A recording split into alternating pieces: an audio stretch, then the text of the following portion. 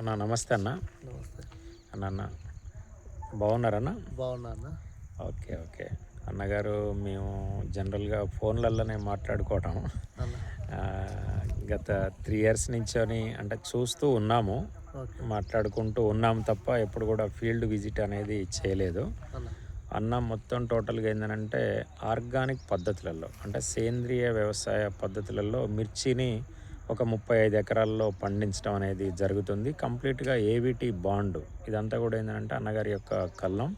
ఈ కల్లం యొక్క ప్రత్యేకత ఏమిటి, దీన్ని ఎలా అంటే టెక్నాలజీ పరంగా ఎలా యూజ్ చేసి దీన్ని అంటే ఎండబెడుతుండ్రు అనేది ఇక్కడ ఇదంతా కూడా చూడండి. ఇది టెక్నాలజీ, ఇది కంప్లీట్గా మిర్చి రైతులందరూ కూడా గమనించాలి. మొత్తం టోటల్గా ఏంటంటే ఇక్కడ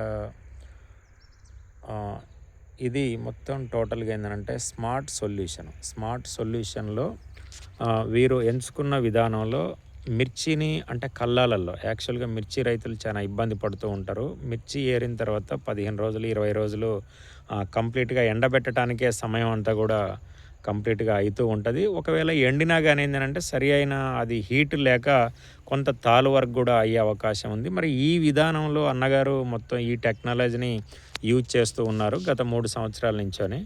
అదేవిధంగా ఆర్పిఎస్ 76 కూడా గత 3 సంవత్సరాల నుంచోని సారు వాడుతూ ఉన్నారు.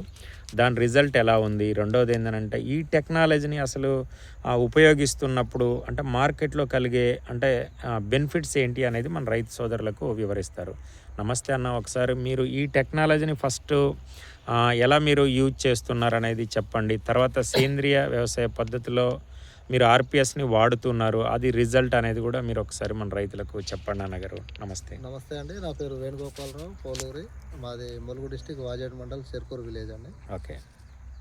ఇది మామూలుగా రైతులందరూ కూడా కల్లాలలో ఇసుక మీద కానీ లేకపోతే పరదాల మీద కానీ పోసుకుంటూ ఆరబెడతా ఉంటారు. ఓకే. అయితే ఇది మా ఏవిటీ కంపెనీ వాళ్ళు మాకు సజెషన్ చేశారు. ఏంటంటే కింద కల్లంలో ఆరబోయడం వల్ల డస్ట్ కానీ మన మిరపకాయలకి డస్ట్ పట్టడం కానీ పట్టేసి ఆరకపోవడం చాలా టైం పట్టేది. ఒక 1 month అలా టైం తీసుకుంటుంది. దీంట్లో కింద బ్లాక్ తార్పాలిన్ వేస్తాము. తార్పాలిన్ వేయడం వల్ల పైన వైట్ షీట్ వస్తుంది. బ్లోయర్ ఉంటుందండి. బ్లోయర్తో పాటు టెంపరేచర్, ఇప్పుడు కరెంట్ ప్రాబ్లమ్స్ ఉంటే కల్లంలలో సోలార్ ఎంచుకున్నాం మేము. దాని నుంచి ఏమవుతుందంటే 40 నుంచి 50 degrees ఉష్ణోగ్రతతోటి ఇది డ్రైయర్ అవుతుందండి. అలా అవడం వల్ల మనకి 10 daysలో ఆల్రెడీ మొత్తం మిర్చి అనేది రెడీ అయిపోతుంది. 10 daysలో ఆరిపోతుంది టెంపరేచర్ని బట్టి. మామూలుగా మనం కల్లంలో ఆరబెట్టిన దానికి దీనికి చాలా తేడా ఉంటుందండి. ఇది షార్ప్నెస్ వస్తుంది, ప్లస్ తాలు శాతం కూడా.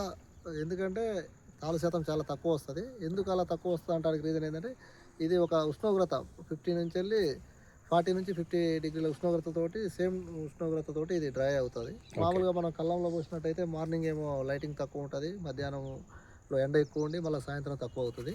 అలా కాకుండా ఇది కంటిన్యూషన్ ఒకటే ఉష్ణోగ్రతతో ఉండడం వల్ల రైతుకు చాలా లాభసాటిగా ఉంటుంది.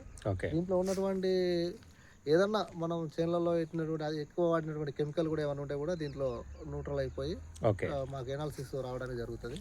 ప్లస్ గతంలో మేము 3 years నుంచి వెళ్ళి 5 years అవుతుంది ఆర్పిఎస్ మేము విత్తన శుద్ధి కాడి నుంచి కూడా వాడాము. గతంలో ఆర్పిఎస్ వాడడం వల్ల రూట్ డెవలప్మెంట్ బాగుంటుంది.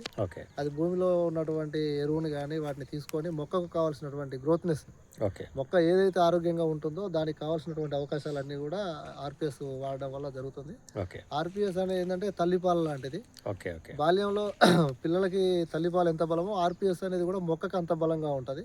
కాబట్టి ఇత్తన శుద్ధి నుంచి కూడా ఆర్పిఎస్ 76 వాడుకున్నట్టయితే మొదట్లో మొక్క గ్రోత్ గా రావడం వల్ల ఏమైందంటే దాని వాతావరణానికి కూడా వాతావరణం కూడా కొన్ని అనేక రకాల ఇబ్బందులు, వర్షాలు, అధిక వర్షాలు పడడం వల్ల అటువంటి తట్టుకునే శక్తిని మాత్రం ఆర్పిఎస్ వల్ల మొక్కకు ఉంటుంది.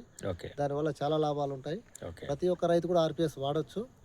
ఆర్పిఎస్ రైతుకు చాలా అడ్వాన్స్ టెక్నాలజీ అన్నట్టు. ఆర్పిఎస్ వాడడం వల్ల ప్రతి రైతు కూడా ఇత్తన శుద్ధి నుంచి దాన్ని వాడినట్టయితే వాడిన దానికి వాడడానికి చాలా తేడా ఉంటుంది. అది మేము గతంలో 5 years నుంచి కూడా చూస్తున్నాం. మేము ఆర్పిఎస్ వాడడం వల్ల అది ఆర్గానిక్ పద్ధతి. దానివల్ల పంటకు కానీ లేకపోతే భూమికి కానీ ఎటువంటి నష్టం ఉండదు. భూమికి కావాల్సినటువంటి భూమిలో ఉన్నటువంటి ఏదైతే గ్రోత్ ఉంటుందో బలమైనటువంటి దాన్ని తీసుకొని మొక్కకు ఏరు వ్యవస్థను ఇచ్చేసి చేస్తుంది. కాబట్టి ఆర్పిఎస్ వల్ల చాలా లాభాలు ఉంటాయి. ఓకే, నమస్తే అండి. నమస్తే. ఇప్పుడు ఏవిటీ బాండ్ అంటే మీరు ఫాలో అవుతున్నారు కదా సార్. ఓకే. అంటే ఏవిటీ అనేది కంప్లీట్గా ఆర్గానిక్ పద్ధతులలో చేస్తున్నారు. మరి ఇప్పుడు ఆర్పిఎస్ వాడినప్పుడు మీకు అంటే అది రిజల్ట్ కూడా మంచి పాజిటివ్గా వస్తుందంటారా సార్? ఓకే అండి. ఏవిటీ అనేది ఏంటంటే మార్కెట్‌లో ఉన్నటువంటి 5 స్టార్ రేటింగ్ ఉన్నటువంటి ఫర్టిలైజర్ వాడతామండి. ఫెర్టిసైడ్స్ వాడతాము. ఓకే.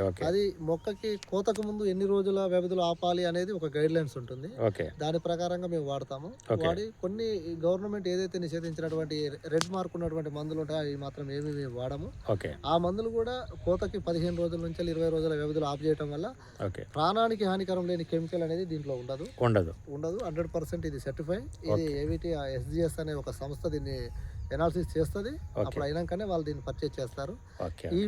ఈ పౌడర్ వాడడం వల్ల ఫ్యూచర్లో క్యాన్సర్ అటువంటి అనేది రాకపోవడానికి 100% ఉంటుంది. ఓకే. దీనివల్ల ప్రాణానికి హానికరమైనటువంటి అయితే ఉండదు. క్యాన్సర్ అనేది రాకుండా హెవీ కెమికల్స్ ఏదైతే ఉందో హెవీ కెమికల్ అనేది ఉండదండి. దీంట్లో దీని పౌడరు మీరు మామూలు మిర్చి పౌడర్ కంపేర్ చేసుకుంటే చాలా తేడా ఉంటుంది. డిఫరెంట్ అనేది ఉంటుంది.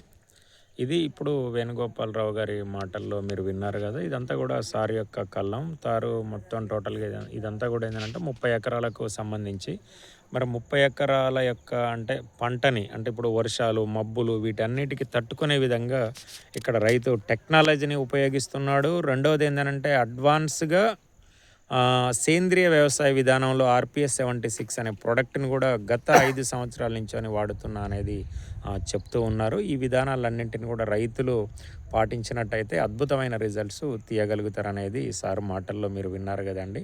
నమస్తే సార్. నమస్కారం. Thank you sir. నమస్తే సార్.